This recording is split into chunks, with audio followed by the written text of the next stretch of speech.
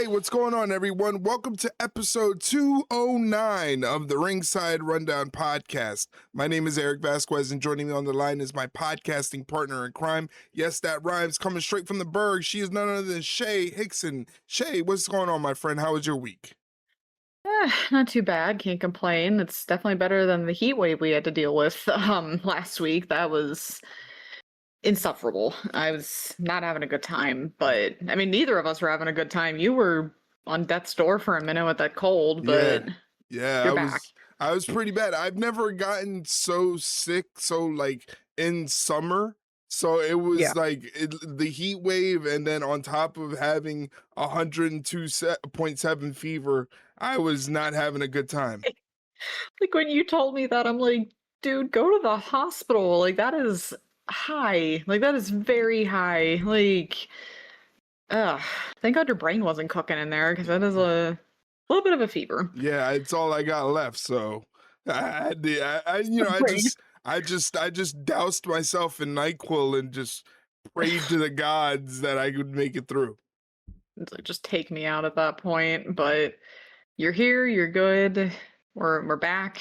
Yes, we are finally back for another episode of the Ringside Rundown podcast. For those of you that are new here, this is a professional wrestling podcast where Shay and I discuss what is happening in the world of professional wrestling. And the way that we do it is we leave the floodlines open to you guys to ask us questions about what's going on in the world of professional wrestling, whether it's WWE, AEW, New Japan, Ring of Honor, TNA, whatever you have it, we're talking about it if it involves wrestling, and we're letting you guys dictate the show by asking us questions. And this week we have a ton of questions to answer.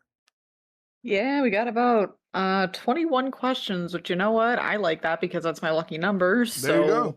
We're gonna take it. There you go. So we might as well get right into it. What's the first question on the docket for us?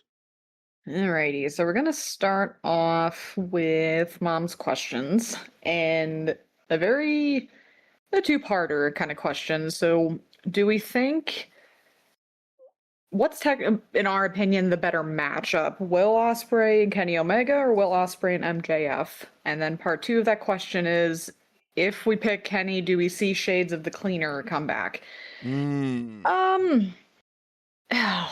This is a tough one because I feel like they're both good matchups for different reasons.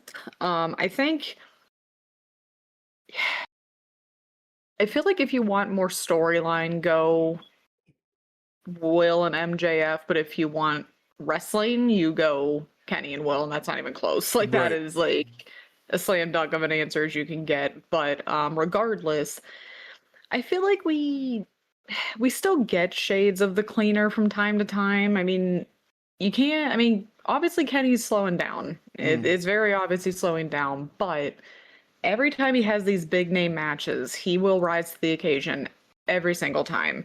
So I'm not gonna say you're gonna ever fully get you're never gonna fully get the cleaner again, but it's just nice to see him rise to the occasion, at least when the spotlights shine the brightest. That's when he does. So it does suck though, because poor mom always is like, I wish I would have been able to see the cleaner. I wish I would have been able to see like the Rainmaker Okada in his prime, and obviously we're not really getting any of that in AEW, but we still get glimpses here and there, just not to the degree of what people know them for. Yeah. The first part of that question is this is a very good question. Like you said, I don't think we can go wrong either way. I think either way we're gonna get a good wrestling match. And I think that's what counts for AEW as a slam dunk in their book, is if we get a good wrestling match. So I think we're gonna get a good wrestling match out of these two. The one I would want to see more is probably Will Ospreay and Kenny Omega, even though we did see that. I forgot what show it was that we saw. Was it a Forbidden Door one year or something like that? I forgot what pay-per-view it was that they had that epic match. It was just one of the best matches I've ever seen. between Kenny Omega and Will Ospreay. So selfishly, I kind of would want to see that. It all depends on how this situation goes down. Right now, we're recording while Dynamite is happening, so we won't be able to catch Kenny Omega versus MJF. And if Kenny Omega doesn't win tonight, that's it. He doesn't get another shot at the world title, much like Hangman's situation. So it's going to be very interesting to see what's going to happen. But again, I don't think we can go wrong with any part of that equation, whether it's MJF and Will Ospreay or Will Ospreay Kenny Omega. Now, I think Will Ospreay has a tendency to kind of bring out the best in people when he wrestles them. So I feel like Will Ospreay is the best way to get the cleaner to come out, and like I said, they had that one epic match, and that's as close as to the cleaner as you're gonna get. So if he can bring that out of him one more time, that'll be something very special for sure. Yeah, I completely agree with you on that one. And it's funny that we mentioned Hangman because her second question is, do we think Hangman makes a return at Redemption? Because I had to remember that there was another pay-per-view. So we're getting all these pay-per-views now. Right. Does he come back? I don't know, because I feel like he's not going to obviously be in like the main event picture, because I mean, let's be completely honest, we know what's going to happen. It's going to be MJF and Will at All In, because it doesn't matter, because Ospreay's just winning the title regardless. I don't think it really matters how we get there. But he could come back depending on what Swerve's doing, possibly, if they want to go that route.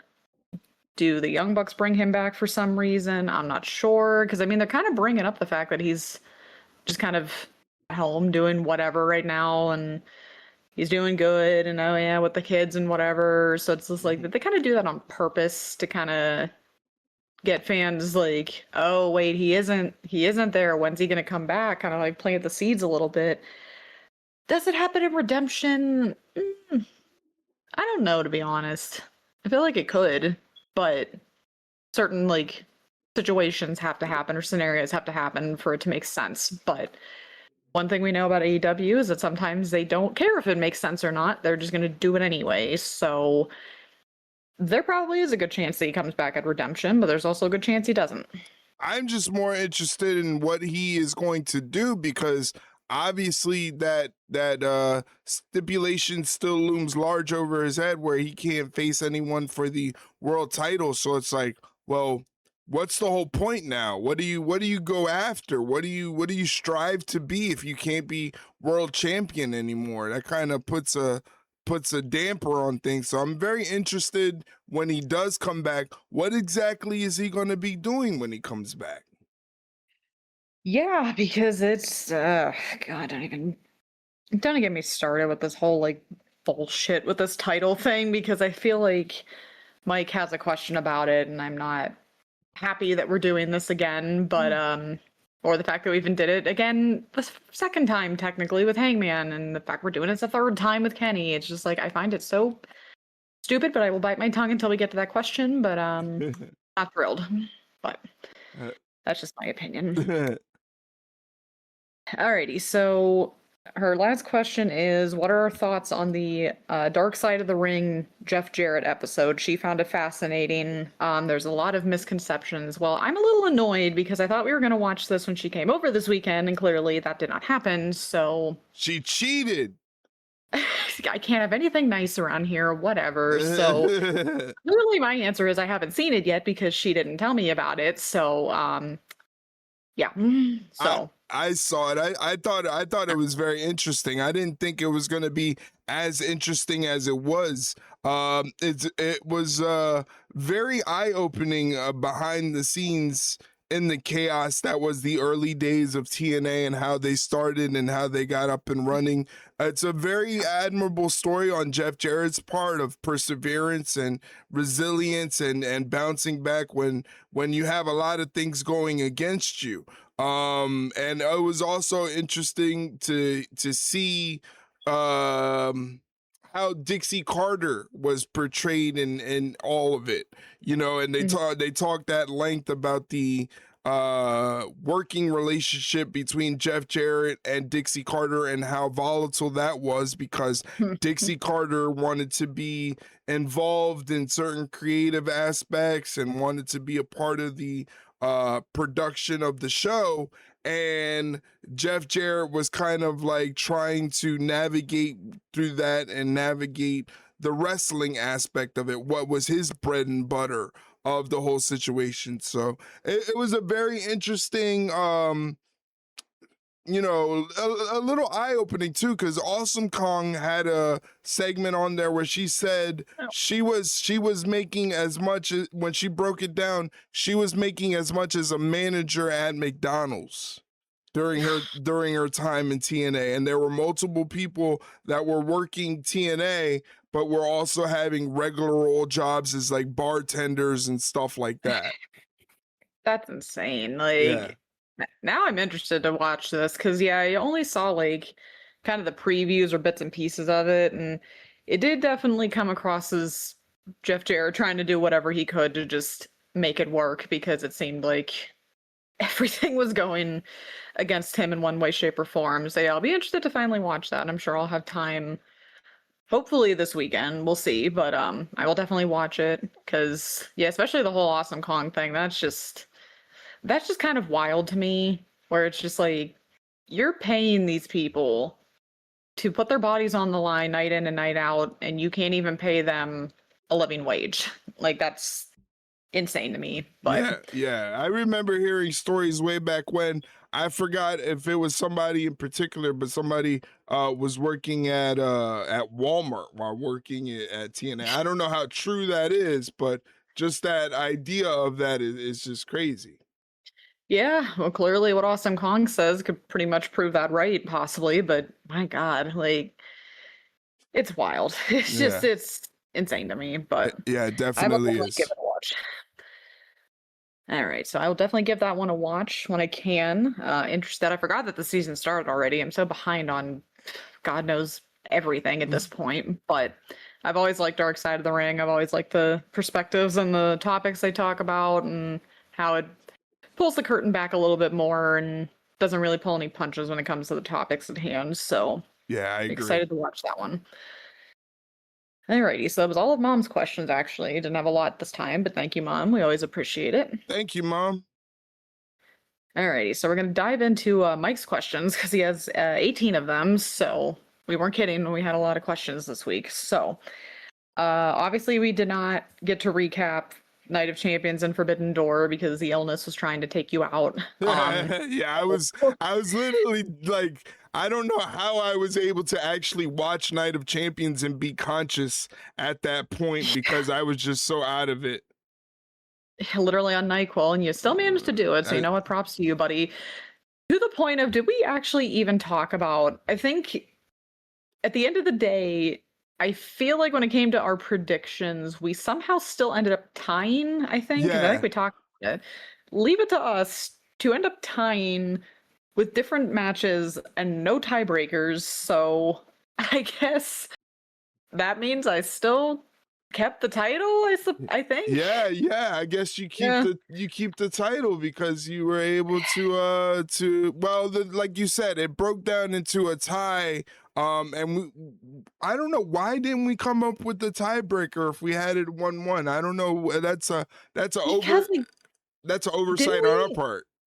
Because we had multiple matches that we didn't pick right on, so I guess we just assumed we're like, okay, well, I mean, if we have multiple matches that we picked differently on, then we didn't need tiebreakers, so I guess that just... I don't know, I guess we just didn't think that one through, I suppose. Yeah, but, that's our bad.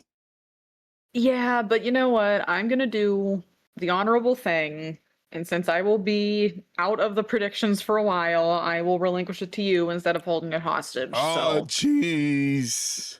So you get the belt back, and I get to do whatever. I feel like that episode of Raw where Eric Bischoff just gave Triple H the World Heavyweight title. He didn't have to do anything. He just gave it to him. Just got it. Yeah. Like, well, that's what I feel like. That's what I feel like right now. I feel like, you know, I didn't have to I do mean, much for it, but you know what? I still deserve it. I still am a fighting champion, so we'll go with it. I mean, I can take it and hold it hostage until I come back. We can do that instead. But I'd rather have it be on someone who's still gonna make the predictions. And you know what? You worked real hard to get to it, so you know what, buddy, you deserve it. Well, You get the thank you you. deserve chance. Thank Of you. course. Thank you. I fought so hard for this. Eat your heart out, Sami Zayn. Oh boy, all right. So that I'm sure we'll be talking about that one Uh, because boy, was there stuff to do. Or actually, then again, let me think. Oh no, I think Mike asked these yesterday, so these might be there might be one on here. I think there is. We'll get there at some point. We're gonna get there. But anyway, so back to the actual question, first question that he had. What are our thoughts, or what were our thoughts overall for Night of Champions and Forbidden Door? I Honestly, yeah, what'd you not think? bad. Honestly, I didn't think either show was bad. I thought they were pretty solid. I think, and I didn't think I was going to say this, I feel like consistently or consistency wise, Forbidden Door was better than Night of Champions because just the overall quality of the matches were all very solid. There wasn't really anything that I'm like, granted, yes, they did not need to be on the card, sure, but it also wasn't like, wow, that was so offensively bad that you just wasted however many minutes of my like night watching this. But so I think overall, I think Forbidden Door was the better show, but they were both pretty good, I think. Yeah, I would actually agree with you. I would actually agree with you and say Forbidden Door was the better show overall. It gave us a little bit more to talk about when it came into the wrestling aspect. I mean, I guess it's just because there are a million matches, but like you said, there were a couple matches that could have been off the card, but overall, both shows I thought were both very solid, worth watching, a lot of fun. I was happy for Sami Zayn, not so much now, Yeah. now that he's not a champion Ugh. anymore, but I was happy for him for the time being because I didn't see it coming. That was one Yeah. thing where Oh, they surprised me. You know, they caught me off guard. Surely Sami Zayn wasn't going to win the undisputed title when it's Gunther and Cody Rhodes, you know, QB1, the golden boy, and the ring general who's been retiring all of these legends. You know, Sami Zayn was up against a big full deck of cards, and he had to really fight and claw his way to make himself relevant in that match. And I think he did a very good job. So I think Night of Champions, kind of the legs of Night of Champions and the meat of it was built around Sami Zayn finally winning the big one and winning the undisputed title. So that's what made Night of Champions worth watching. yeah. For Forbidden Door just had its regular, you know, good amount of matches.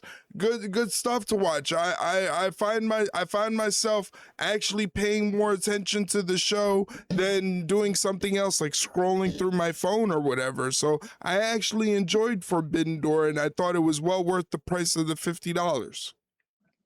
Yeah, which is usually what we never do say about AEW pay-per-views is that normally we're just like, it was good, but was it really, like worth that much money? No, but I think the thing that AEW did right, and because this was the biggest concern we had going into Forbidden Door amongst other things, but the biggest issue we had was you cannot have this stupid ass cage match end the night. This Right. can't be the closer. This is stupid. This is pointless. Whatever. They must have been listening in. They must have had the like lines tapped or something because they ended up putting Swerve and Ospreay in the main event, which honestly, that was the smartest thing they could have done because over all of those matches that night, I don't think you could have beat Swerve and Ospreay at that point. You just couldn't have. So putting that as your main event was the smartest thing they could have done. Yeah, and for Night of Champions, nobody was expecting Sami to win at all. That was a genuine shock, and I wasn't mad about it. And then turns out it aged like fine milk at that point. Yeah, I don't know if we have a question about it. I think we do. Let me double check.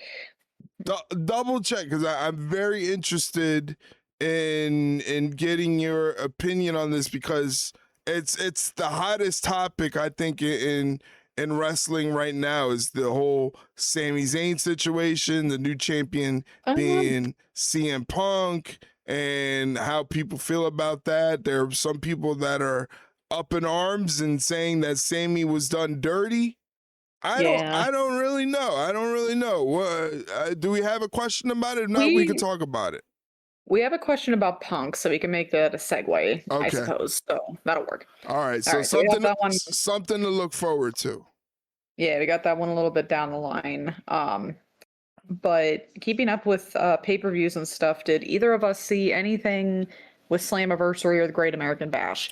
No, unfortunately, I did not. I am severely lacking in my NXT watching, so I got to get back on the NXT bandwagon and seeing what they're doing, because they're really starting to use people that I've never seen before and I've never heard of before. So I got to get back on my viewing so I can familiarize myself with the new faces of NXT. Unfortunately, I don't have access to TNA programming, so I can't catch anything that's going on with TNA other than clips I see online, but hopefully they're doing well as well. Yeah, I agree. I unfortunately did not get to see either of them either. I was a little busy over the weekend, as I feel like I always say that, but it is the truth. But I saw bits and pieces on Twitter, on social media, and seemed pretty solid. So hopefully people that actually got to watch it got their money's worth, and they enjoyed both of them. For sure. Okay, so I feel like this is also a rather easy question. Does Ospreay get the feel-good moment in his home country? Yes. Because there's no other option at this point. You can't not put the title on him now. You've set it up. This is the easiest slam dunk, grand slam, no pun intended, that AEW could do, is put the title on him at All In. And if they don't, oh boy, it is going to be a massive missed opportunity. But I feel like the short answer is yes. He's going to get a moment. You would think that by now Ospreay has been champion at least one time, like world champion. You would think. Yeah. And he hasn't. He hasn't been world champion in a company that values his top stars and wants his top stars to all have belts at a certain time. Belts kind of get flip-flopped around. It hasn't gone the way of Will Ospreay to get flipped around his way. So I think this is a perfect opportunity. It's on his home country soil. It'll be a feel-good moment. And I think the match, if it's against MJF, is going to be great. If it's against Kenny Omega, it's going to be great. It's going to be a great wrestling match, regardless. Yeah, I completely agree. And at the end of the day, it doesn't matter who he's facing. He's got to walk out of All In with that title. Because if not, I don't know how AEW can justify that. Like you even said, and hell, even my boss at work said, we were talking about it a couple days ago. He's just like, it just blows my mind how Ospreay still has not been like world champion yet. Right. And I agreed. I feel like the only excuse they have is like the neck injury, and they knew what was coming, so they didn't want to, like, I don't know, make it worse. But I'm like, I don't know how much worse he could have made it. But you know what? At this rate, better late than never. But you have to give him that title on his home soil, because I think they may honestly burn that building or that stadium down if he loses. So unless you want an international incident, maybe don't do that. So that was definitely an easy one on our part. All right, so apparently Jack Perry's contract with AEW is reportedly up. There's no chance he's leaving AEW, right?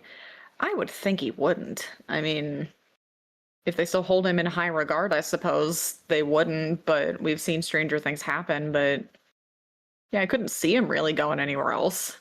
Yeah, I don't think anything.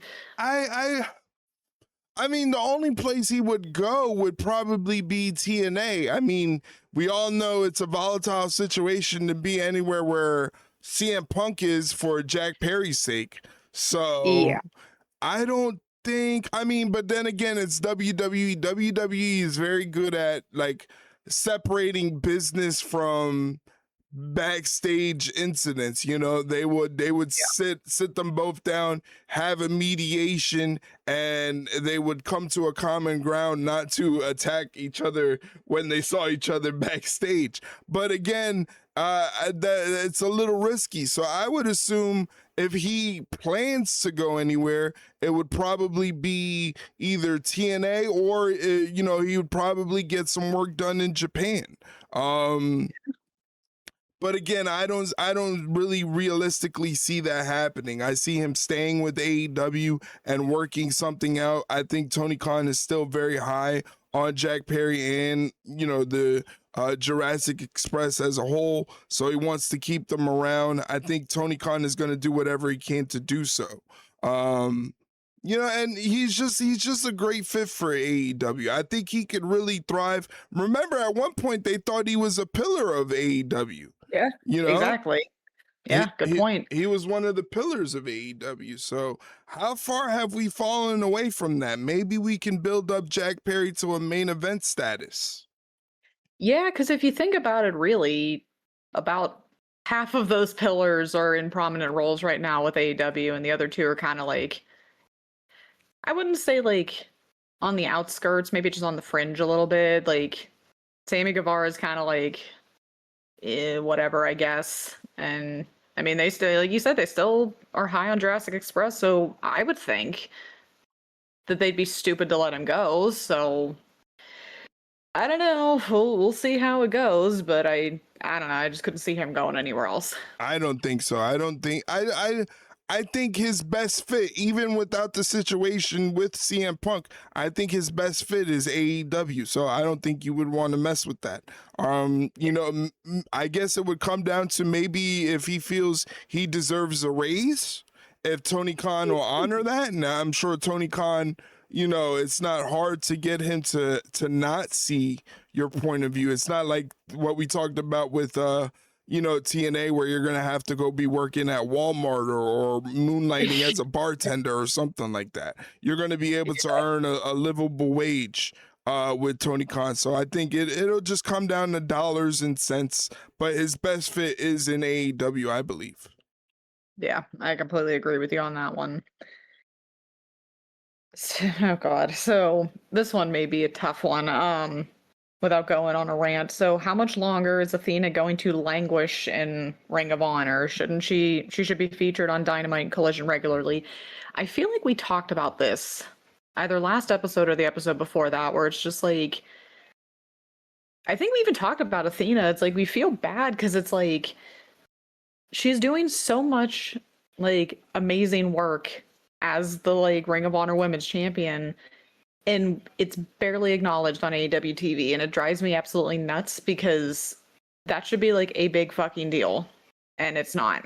And it's almost like Ring of Honor is AEW's like feeder system, and it's kind of just like, yeah, they're there. We're not gonna really like pay attention to them too much, but they're off in the corner somewhere. Don't worry about it. They're still there. We promise. It's just like you're wasting a lot of talent just, like Mike said, languishing in Ring of Honor when she should be on Dynamite or Collision or just AEW programming regularly. So I'm not sure why we're not doing that, especially with her holding onto the title as long as she has for years, literal years. What are we doing? Yeah, it feels like maybe maybe they're waiting until she loses the title to bring her into AEW and have her be a part of the AEW roster. I think maybe the title could be holding her back, you know? Just wild. Yeah. It's wild.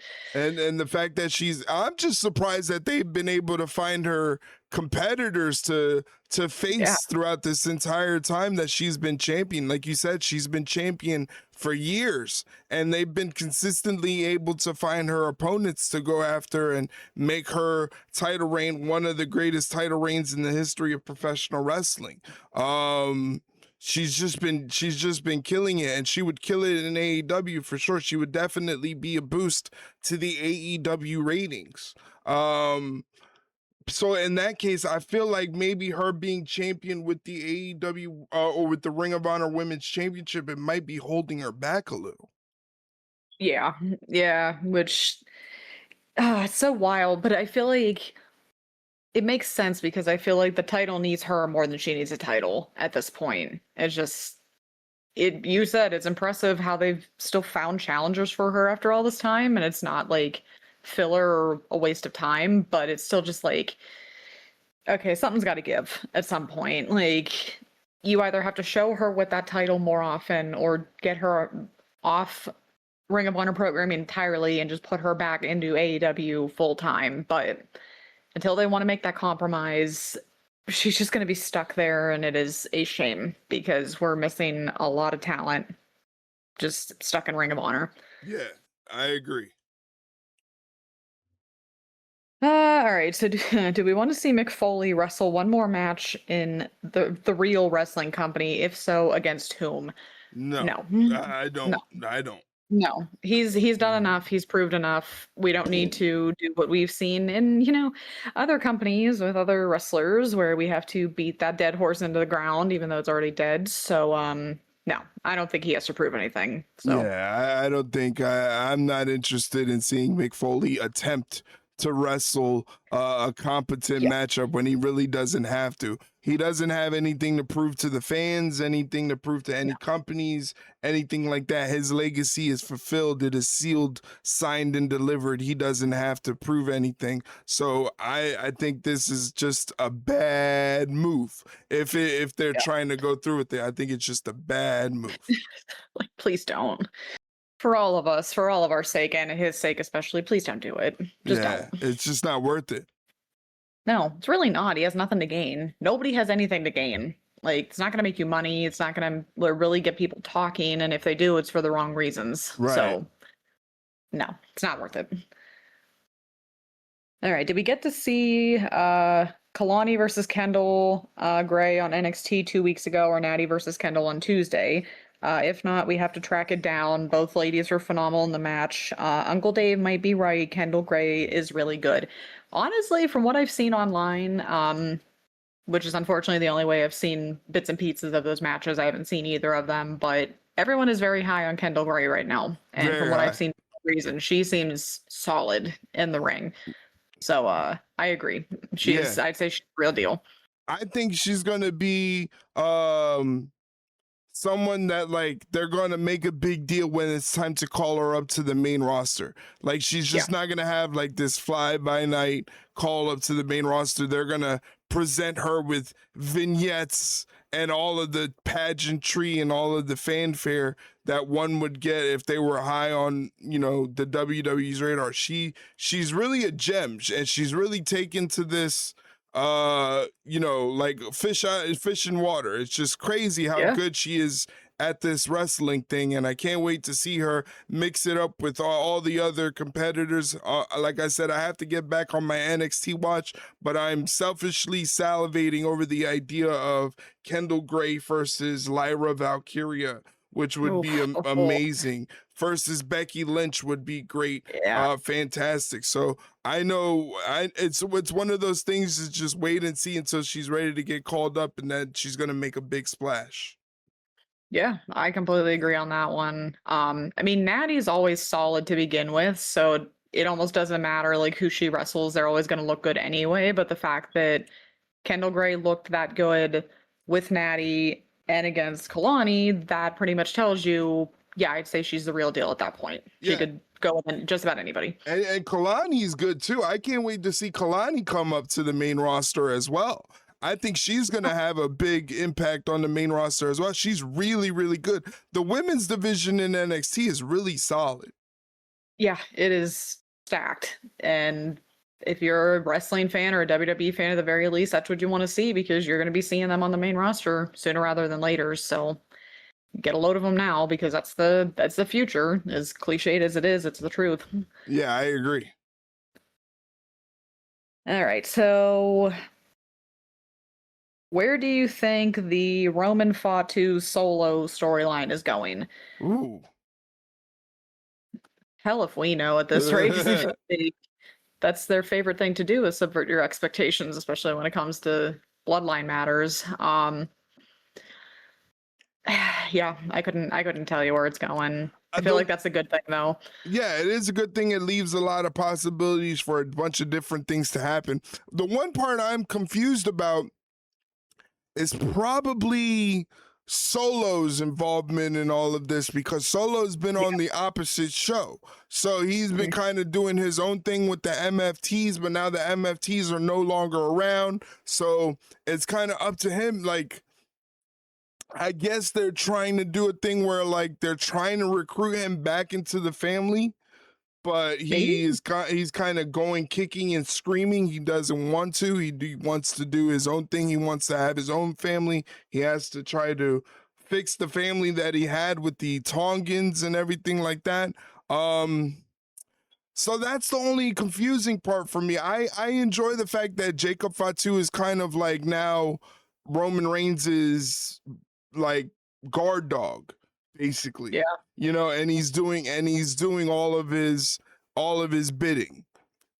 You know, it's funny because it's like when you think they're done, they just pull them back in. Yeah. It just keeps coming. Yeah, they've definitely been able to get me back in with the Jacob Fatu stuff. I am definitely enjoying Jacob Fatu in the bloodline being sort of the henchman for Roman Reigns and doing his bidding, especially after they had those series of matches where it could have been where he didn't have to. He could have just said, no, screw that.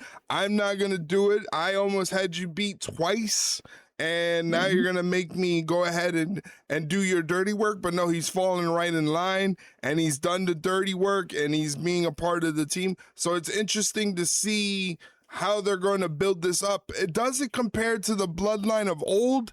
I don't know. No. I don't know. I don't think so. It doesn't. I don't think it does. Yeah, it just doesn't have that shine or that like extra sparkle to it. It doesn't feel like. Yeah. At least for me. Yeah. But I still am enjoying it. It's interesting to see what this whole Seth Rollins situation with Roman in it as well. But as far as like the bloodline where they're going, I think you said it best. The best thing is we really don't know where it's going, so the possibilities of what they can do with it are almost endless. I'm kind of interested in seeing how they're going to capitalize on this. Yeah, that's just the thing when you always say when you come to the bloodline, just there are no expectations because it's just you think it goes one way and it's going to go someone completely different. So For sure. Just keep your hands inside the vehicle at all times because it's going to be a wild ride. I can guarantee you that probably. All right, so this one is, we've talked about this plenty of times, but I feel like this still just needs to be talked about. Mike said, isn't it crazy the difference of Fed versus Elite's use of Danhausen?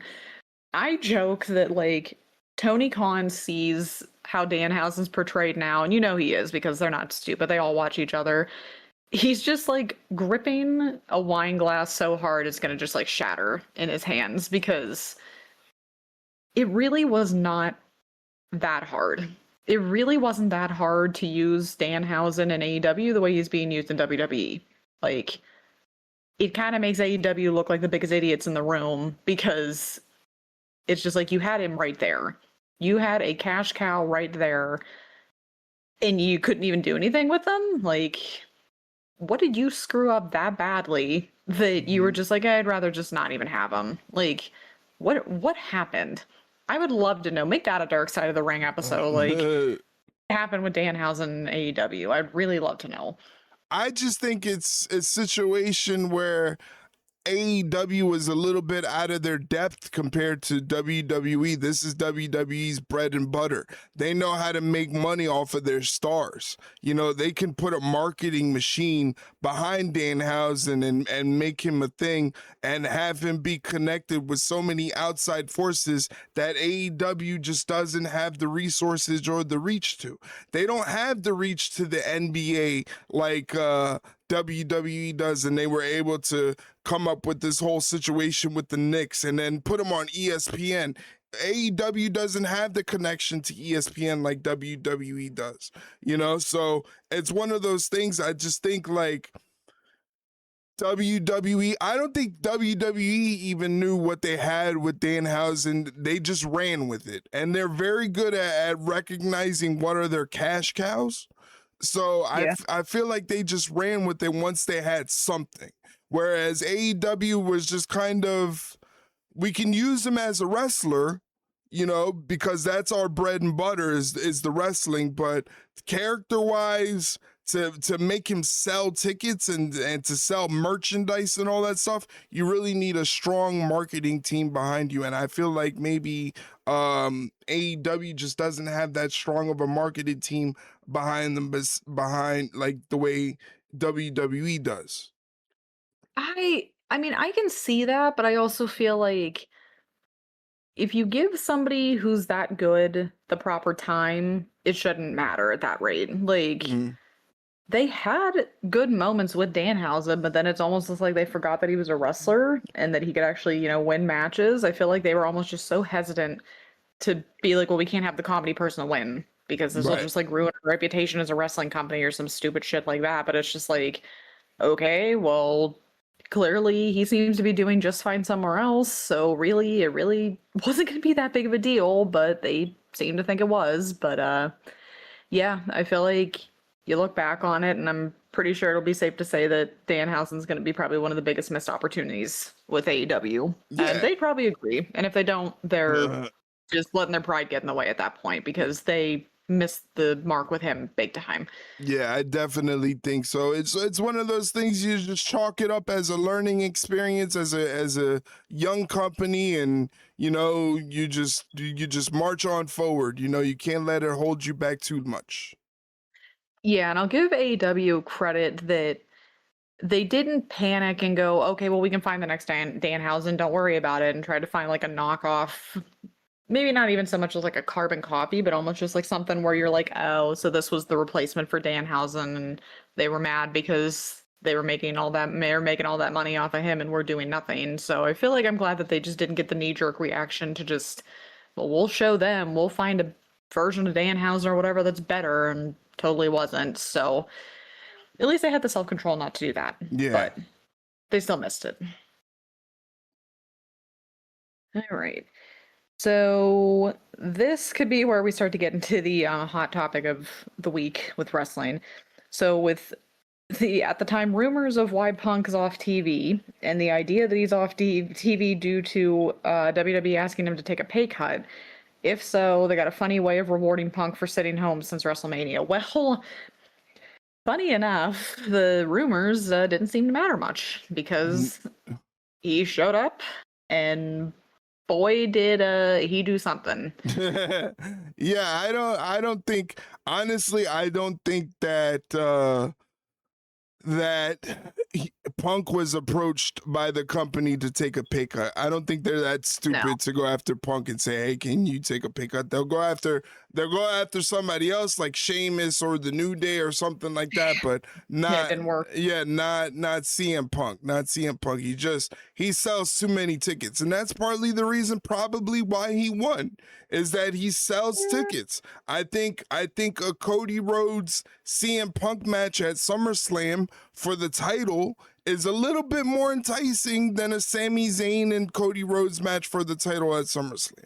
That's just me. I'm not by much. I just think Yeah. his ability to sell tickets is what got him in this predicament. I think they just wanted to have him come back and be fresh because, again, CM Punk is up there. He is up there in age. He's not a spring chicken. He's not one of the young members on the roster who can bounce back and be resilient. It takes him a little bit more time to recuperate. So I think after the hard-fought match at WrestleMania, which is one of the better matches of the year, I think they just said, hey, just take some time off, recuperate, recharge, get your mind right, because we all know that that's important.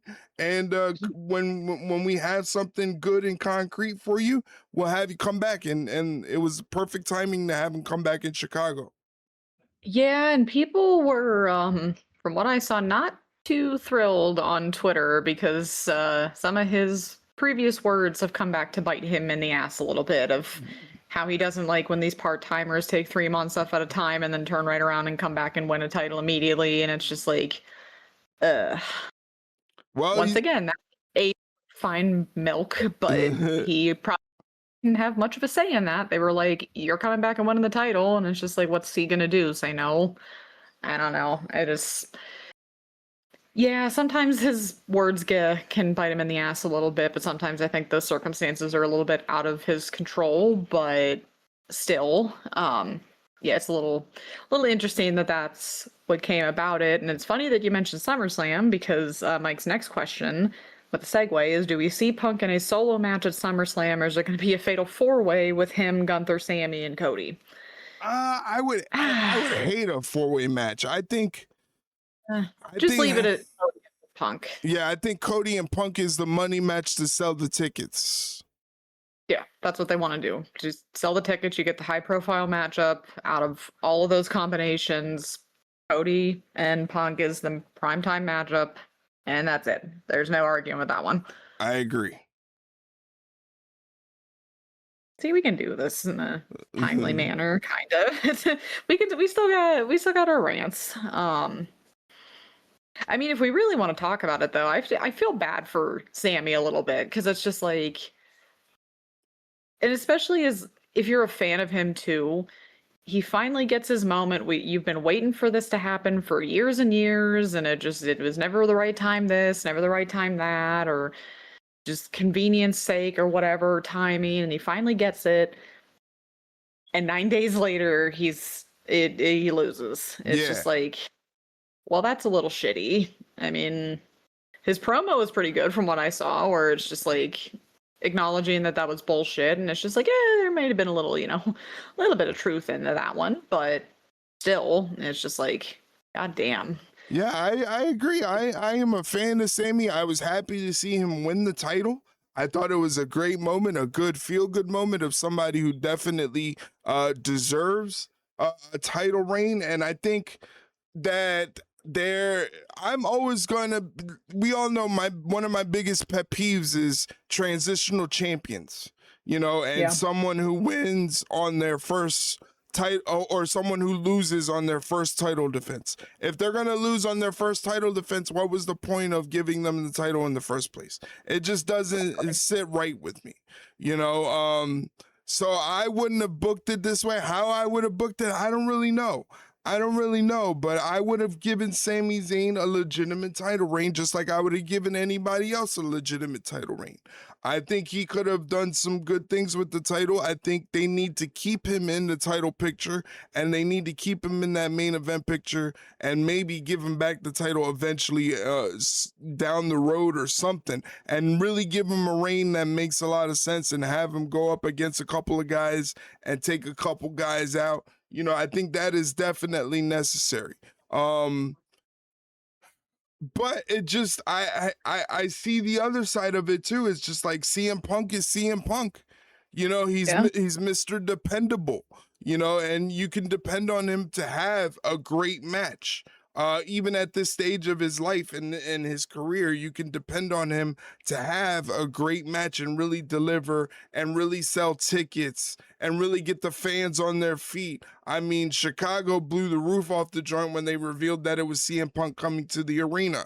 So I just feel like it's just one of those things, like, it's damned if you do, damned if you don't, Yeah, in that case, there wasn't really much you could do at that rate. I mean, people are going to complain no matter what. Unfortunately, we've talked about that plenty of times, that there's always going to be a subsection or some group of fans that are going to be annoyed that this shouldn't have happened this way, this should have happened that way, and blah, blah, blah, blah, blah. And it's just like, okay, well, it's easy to say when you're at home not doing it for a living, but yeah, it just sucks for Sami. But you're never going to be able to please 100% of the fan base. God, no. That's just not going to be possible. There are always going to be detractors and people that are upset about something happening, and you just got to keep delivering with the storylines. That's all you can do. Yeah, you have to to some degree. And it's a very weird line of like listening to the fans, but then also not listening to the fans when they just spout off about stuff, because it would be insufferable to have to listen to that night in and night out and just week after week, month after month, year after year. It's just like, it would just get so grating, but they do a good job, sometimes too good of a job, but that's just the wrestling business for you. There it is. That's it. All right, so if Mike Santana is leaving TNA for WWE, would we want him to spend some time in NXT or on the main roster immediately? I would say NXT because Yeah. I feel like people know him, but not to the degree of he shows up randomly on SmackDown or Raw and everyone's just like, oh my God, I know exactly who that is, because they probably won't. I wouldn't think. So I would say give him some time in NXT to like reintroduce him to fans or introduce him to fans that don't know him very well, and then eventually make it to the main roster. But yeah, I wouldn't say send him there right away. Yeah, I agree. I would put him on NXT. I feel like he fits the vibe of NXT. Just young, kind of, hip, cool. He's got the whole vibe down. He's got a lot of swagger to him, a lot of confidence. I think he would fit well in NXT, and he would match up with a lot of different people very well in NXT, and he would make NXT must watch. Yeah, exactly. Just sometimes the main roster isn't always the immediate answer. I feel like some people kind of just get blinded by the lights a little bit, but no. Sometimes just give them a couple months or so in NXT and they'll be just fine. Yeah, it's definitely harder on the main roster to make a name for yourself, Oh yeah. just because of all the moving parts, and everything that's going down in the main roster and how the main roster very it's different. It's different from NXT and everything that NXT does. So you kind of have to get acclimated a little bit before you can really get your foot, deep in there. Yeah. Yeah, you gotta sometimes just do it slowly but surely. For sure. Sometimes get on direct and everything. So speaking of TNA, so Eric Young and Steve Macklin asked for their releases. Dreamer's out. Road Dogg might be taking over creative. Is TNA in trouble again, or is it a temporary blip just to reestablish stability?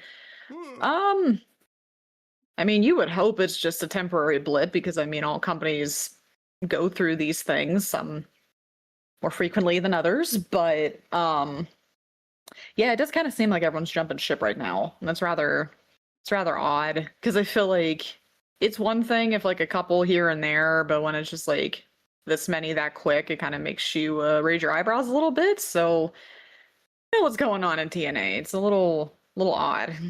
Yeah, it is definitely interesting to see a couple people like Santana and Macklin and Eric Yeah, Young, and bigger. they're going on to, I guess you would consider it, greener pastures, especially since TNA is now on AMC and they have a little bit more of a reach than they did before. Yeah. I get, it's just that's the nature of the business, especially when you have WWE, you have AEW, you have Japan. There are options out there for wrestlers to go out there and work and show off their craft. So it's really tough to entice a wrestler to stay with your company and give them all that they require to keep them happy, with everybody having egos and all that stuff. It's a very difficult job. I don't envy anybody in it. No, I sure couldn't handle it, that's for sure, because you have to have a very thick skin and you can't take things personally, even though it comes across as very personal, but more power to them because I know I sure as hell couldn't do it. I agree. All right, so obviously Mike was correct in that we're recording during Dynamite, but if MJF beats Omega, this is another hot topic that's kind of riled up a little bit. Can you make it make sense as to why they're eliminating all of these potential world champion contenders? I'd honestly love to know the answer myself because it makes no sense to me whatsoever. I didn't see the announcement, like that promo between MJF and Kenny live, and so when Mom was over on the weekend, she showed it to me, and she's like, she stopped it right before MJF came up with it, and she's like, I just want you to guess. What's his stipulation? And I'm just like, I don't know. I couldn't tell you. I'm like, can I have a hint? And she's like, I can't give you a hint. It's going to give it away. And then it just, for whatever reason, just like popped into my head because I guess I thought of Hangman or something. And I'm like, please don't fucking tell me they're doing this shit again. And she played it and we're doing this shit again. And I don't understand it because like we literally said with Hangman, and clearly they didn't want to listen to us then. I get that. I get that at least with Kenny, his career's kind of winding down, so it's not as glaring as Hangman's, but if you were to go back on that, you would have to do it in the most convoluted way possible. But regardless of how you find a way to loophole yourself out of this, people aren't going to forget. They're going to know that you had to finagle your way out of this. You had to finagle out of a straitjacket of your own doing. For what? Like, what's the point? Like, why are we doing this? And not even just the fact we're doing this again, but the fact we're doing it so soon after Hangman. What is going on? I don't get it. I think it's stupid. I think the stipulation itself stupid. And the fact that AEW has done it 3 times now is insane to me. Yeah, they really back themselves into a corner creatively, because what if something happens where you need some of those guys to fill into the main event spot? Yeah. Like I don't. Also, before we continue, I find this rather interesting. I checked Twitter one more time, and as of 15 minutes ago, Jack Perry re-signed with AEW. So there you go. There you go. So we were right, but anyway, but yeah, it's just I don't know why this is one of AEW's favorite crutches to use, because it's not a good one. It's not a crutch. It's a like chainsaw to the leg. It just kind of handicaps you creatively, because what if you need one of those guys? And these are not just regular Joe Schmoes. These are guys that sell tickets. You know, these are the guys that make money for your company that you would want to have as a world champion eventually at a certain point. So to be able to put them in that predicament, I don't understand why you would just handicap yourself creatively for it. I don't even and it's not even shock value anymore, because even when it happened with Cody originally, no one was really like shocked. It was more like, why did you do this to yourself? And then you do it again with Hangman, and it's just like, why are we doing this shit again?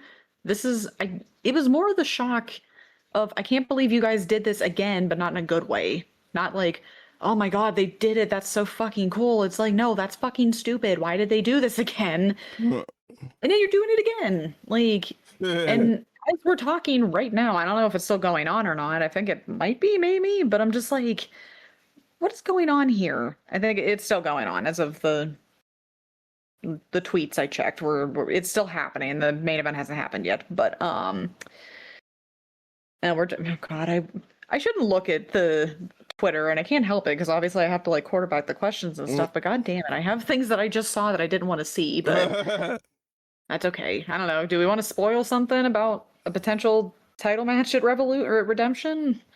Nah, I don't want to spoil anything. I hate for it to be spoiled on me, so I don't want to spoil anything for anybody else. All right, we'll let it go. But yeah, it's just I don't understand it. I don't think that it's a unique and cool stipulation. I think it's creatively stupid. And like you said, it handicaps you, because if you go through with it, you have to stick to your word until that person leaves or they retire, because then everyone is going to call you out for it if you find a way to get out of it. It's almost just like and it makes everything you did up until that point completely useless. Like, if Hangman were to come back and somehow there's a loophole, or he turns heel and he says, well, screw you and your rules, it's just like, then why do we even do this in the first place then? Everything you did leading up to that match is completely irrelevant now. I agree. I agree. I think it's just a bad idea to handicap yourself like that creatively. It doesn't serve any purpose, and you know, they could have come up with something better. Oh yeah, they could have and should have, and just didn't want to, clearly. So it's like, all right, I guess. All right, so we kind of touched on this a little bit earlier. Will we be watching this season of Dark Side of the Ring? And if so, what episode are you most looking forward to? Well, I'd like to, if people would stop watching it ahead of me. That would be nice. But anyway, from what I've heard so far, I feel like I'm interested the most in the Jared episode, just to see all the misconceptions and how the whole thing with Dixie Carter actually played out behind the scenes, and all the stuff of how maybe not great it was to work with in TNA at the time. So yeah, I'm interested to see that one. And like I said, I'm sure I will watch it at some point. But yeah, I'm sure Mom will just get a good chuckle out of the fact that I am yelling at her for watching it ahead of me, but it is what it is. But yes, I will be watching it. Yeah, I'm definitely interested in the Necro Butcher Samoa Joe episode. I think yes. that Yeah, I remember you were talking about that one. Yeah, I think that's gonna be the one that I want to watch the most. So I'm definitely interested in seeing that. Can't wait for that to happen. But other than that, I love Dark Side of the Ring. I think it's a good show. They do a good job putting these episodes together, and they're a lot of fun to watch. Yeah, I completely agree. I always enjoy that they keep it. I always get worried when you don't hear about it for a while that I'm like, please tell me they didn't cancel the show because it really is interesting to see just this unfiltered viewpoint of certain events or people in wrestling and what actually happened and what was the truth and what was the cover up or whatever. And yeah, I remember that one you mentioned. I remember you said it a while ago where you're like, that match was insane. Yeah. So it'll be interesting to see the inner workings or what happened leading up to it. I agree. I think I don't know a lot of the backstory of why that match happened the way it did. So I'm definitely interested in seeing how this is going to go. And I'm very interested in the episode when it comes out for sure. I agree. I'm sure that I wouldn't be surprised if that's like the series finale or the season finale, I would think, because just how like notorious that match was, I feel like that would be like the best build up to the end of the season, I would think. But maybe, yeah, that'd be nice. We'll see. Maybe we just talked it into existence. There you have it. See, we do that sometimes. All right, so we went from the hot topic in WWE of Sami Zayn and Punk coming back and all of that. So now we have to go to the newest, most recent hot topic, which is Sheamus leaving WWE. Would you want to see him in a real wrestling company, in the real wrestling company, Mike's calling AEW, the real wrestling company? Or could he just fill his time with conventions? Would have been nice to let him have a moment on the way out like AJ and Cena. Yeah, it really goes to show you that loyalty means jack shit to TKO, clearly, because all these people you thought were going to be lifers with WWE are leaving, and it's just like, wow, I didn't think we would see the day. I feel like knowing him, he'd want to wrestle, so I feel like he would go to AEW or the real wrestling company, according to Mike.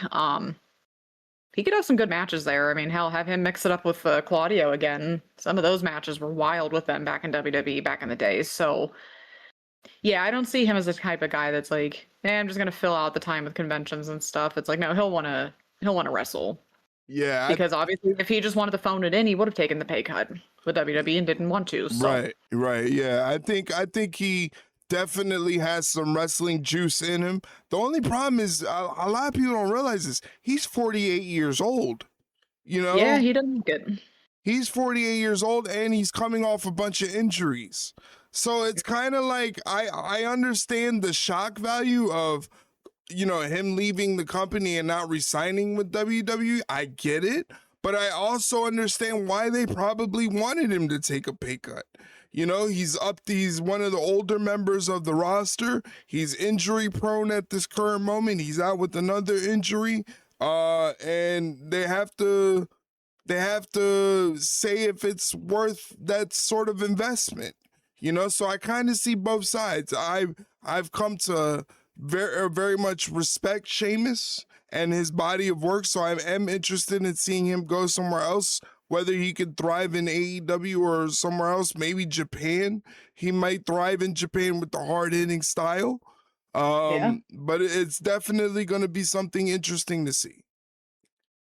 Yeah, it'll definitely be interesting. But yeah, it's just, again, you just never thought you'd see the day, but it's coming. But you unfortunately can see both sides of it. Like you said, like a good portion of the ones that they wanted to take pay cuts were up there. They weren't like newer up and coming stars or anything, but it's still just like, God damn, loyalty really doesn't mean shit anymore. No, I agree. It is shocking. He was there with the company for like 19 years. You know, Yeah. he was there for a long time and he had some pretty big matches and pretty big moments. So I definitely understand the shock of it all. Yeah. But we'll see where he lands. But yeah, I feel like he probably still thinks he's got enough left in the tank for another go or so, and just depends on if his body holds up in the process. Yeah. All right, so this one made me laugh a little bit. Do we think Anthony Luke had some questions for Maxine Dupree after Raw on Monday? Yeah. Yeah, probably a couple, but yeah, this new darker side of Maxine's pretty interesting. Not gonna lie. It's nice to see her just come out of her shell and show a little bit more personality and some more fire, I suppose. But yeah, I feel like if I were him, I'd be like, you want to say something? You have something to tell me, or like, no? But yeah, it was interesting. It was definitely interesting helping them win those titles, but like I said, I'm just glad she's getting some prominent time now, because I think we were very impressed with how far she's come in ring, and now that she's getting a chance to do some stuff out of the ring on the mic as well, good for her. She's doing a really good job at it. Yeah, and the fact that hopefully, I don't know how it's gonna go down, but like hopefully she's linked up with Paul Heyman. I think that's gonna help her Yeah. career immensely. I completely agree with that one. I feel like they have to now, because I feel like they've kind of just hinted at it for a while. So I feel like this has to mean like she's with the Vision like 100% now, you would think. Right. But I would think so, but either way, definitely liking what I'm seeing. She's doing a really good job. I got to give her a props. For sure. For sure. All right, and so this is Mike's last question, and another maybe not as big headline with WWE, just people are sure talking about it though. Jey Uso's filing for divorce from his wife, or no, I feel like the wife's filing divorce from him, if I remember correctly. Right. Cited obviously the marriage was irreparably broken, so that is not great. Has he been yeeting where he shouldn't have been? Because I did see this. I felt like a lot of people were kind of going at him because I guess him and Jada Parker are a thing, and obviously we know how I feel about Jada Parker and her stupid views, so I'm just like, I could care less about that. But it's also just like, I think I feel like people were trying to give him the benefit of the doubt, because it's like, oh, well, if they're like separated, it takes a while for them to be officially separated. So, like he might have already been seeing her, but they would have been divorced already and whatever. And I'm just like, yeah, but I feel like not good optics, I wouldn't think. But yeah, I don't know. I just feel like divorces and stuff like that are very messy, and I wouldn't want to be in the middle of it. Let's put it that way. But I feel like the downward spiral of Jay just continues, because it's just like, buddy, like, goddamn, get off the floor. Like, he can't catch a break right now, it seems like. Yeah. I don't really have much to comment on it because it's not really my thing, like to comment on divorces or anything like that. I just did, it's none of my business. It's something that's a personal matter between two people that I don't know. So I really have nothing to comment on. I just think I don't know, like You can't say much, because it's just like, unless you know him personally, you can't really. Yeah, exactly. I don't know him personally, so I really don't have a dog in this fight as far as an opinion on it or whatever. Hey, it happens. People get divorced, people fall out of love, and people move on to other things. And I guess that's the situation that happened here. It's just that he moved on to something different, and it happens. Yeah, I mean, I guess it's just interesting when she cites the relationship or the like marriage or whatever is irreparably broken. It's just like, eesh, that's not good. Most usually don't do that. I mean, sometimes I feel like, what's like the famous phrase I always say, irreconcilable differences, I think, or something like that. But I don't think I've ever heard of it being just broken beyond repair. I'm like, okay, that is not good. Well, and it sucks because he has kids too. They all both have kids, so it's just like, yeah, breakups and divorces are not fun. I would not wish them on anybody. So yeah, it does suck for them, unfortunately. Yeah, it does. Alrighty, so I do believe that is all of Mike's questions. So we're done. All right, we are finished up. Well, ladies and gentlemen, just to let you know where you can find this episode and all other episodes of the Ringside Rundown podcast. This episode is available on all podcast platforms. All you have to do is just search Ringside Rundown, hit the follow or subscribe button, whatever the platform asks of you, and you will get an episode when we drop an episode. But here's the thing, we're going on a little bit of a hiatus, all right? We're not canceling the show. The show's not going away permanently. We just need a little bit of time to rest, relax, and recharge. And you know, we're both of us are feeling a little bit of burnout from wrestling, I think. And it's best that we take some time off. We talked about it before that we were going to do that, so we're going to be taking some time off away from the podcast. However, the live streams will be continuing, so Ringside Rundown is not going away permanently. The live streams will be continuing every Monday, Wednesday, Friday, and Saturday on Twitch and YouTube. You can watch me watch professional wrestling, whether it's Raw, SmackDown, Dynamite, or Collision. I'll be watching it online, so you can come to Twitch or YouTube to come watch it with me. Twitch.tv/Ringside Rundown. Again, that's Twitch.tv/Ringside Rundown. And once again, this podcast episode is available on Spotify, Apple, iHeartRadio, Amazon Music, Audible, wherever you listen to podcasts. This podcast is available on those platforms. If you do not have a platform that you use to listen to podcasts, you can find this episode and all episodes of the Ringside Rundown on our YouTube channel, youtube.com/@RingsideRunPod. Shay, where can they get in touch with you?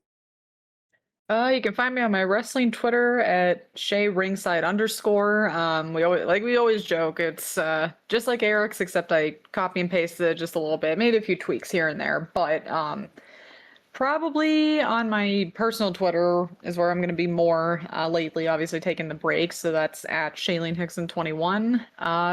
Yeah, Erik pretty much said it best. We talked over a little bit. I just said, dude, I need a break. It's just wrestling is kind of not on my priority list right now. I have a lot of stuff going on outside of wrestling. I have some cosplays lined up in a couple weeks. I just have a very busy rest of this month. I'm finally going to hopefully get started into playing like ice hockey, which is something I've always wanted to do for years. So I'll have the time to do that. Yeah, just need to take a little bit of a break, but definitely continue to watch the live streams, continue to follow Erik and support him and everything he's doing with the channel, because he's the engine that keeps it running. I do what I can to help out, but he is definitely the one that puts in a lot of work and deserves all the recognition and support. That being said, though, I'm not going to be completely gone, because we did talk about a couple weeks ago, we did hint a little bit that with this extra time, we may actually do some gaming streams that we've been wanting to do for years. Yes. So, just keep an eye out on those because we're going to be doing it. It's just a matter of what we're doing, not when we're doing it. It's just a matter of time. Yeah, definitely. For sure. We're always going to be linked up. Like I said, it's not the end of the podcast. Just going to take a little bit of a hiatus and then recharge and try to find our spark for wrestling again. Like I said, I'm still going to be doing the live streams and the live watch alongs on Twitch and YouTube. So I'm definitely not going anywhere anytime soon. And the Ringside Rundown is not going anywhere anytime soon. We're just cutting back on our production to give ourselves a little bit of a break. Yeah, we just and it was funny because when I came to you for the break, I didn't realize that you also needed the break, because I thought it was just going to be kind of I'm the one that needed this more than anything, and then turns out you needed a break too. So you know what, guys, we all just need a break from things sometimes, and it's okay. I mean, we've been doing this for how many years now at this point? 5 years. Yeah, so over 5 years, interests change and priorities change and things change. So sometimes you just kind of have to take a little bit of a break. I mean, hell, a couple years ago, we definitely took a break because I think we needed a mental health break for a few months at one point. So it's just another one of those. Not entirely sure when we'll be back, but we will at some point. That is a promise. We will be back at some point. But until then, we always appreciate you guys and the support. We appreciate the questions, just hanging out on Discord, hanging out in Erik's live streams. We always appreciate the support, no matter where it is. If you're just a listener or a casual, somebody watching from the wings, or just hanging out however you can, we appreciate it. We really do. Definitely. And thank you guys for all the support over the years and elevating the Ringside Rundown and getting us to where we're at right now, where we're over 2,300 subscribers on YouTube, 850 followers on Twitter, 500 followers on Instagram. It's just crazy the amount of support we've been getting over the years. So we thank you guys very much for believing in us. And again, we're not going anywhere. We're just taking a little bit of a break to reset, recharge, refresh, so that way we can bring you the best content possible is all. Exactly. All right, so I think that is about it. That covers it for tonight's episode. Thank you again to Mom and Mike for sending in the questions. We really, really appreciate it. Make sure you leave a comment on any platform available on the podcast to let us know what you think of the episode, whether you enjoy it, and we're going to be coming out with more stuff in the future. Trust us. The Ringside Rundown is not going anywhere, just taking a little bit of a break. So we thank you guys for rocking with us for the time being. Thank you guys so much. For Shay Hickson, my name is Erik Vasquez, and we're out of here. Take care, guys. See you later, guys.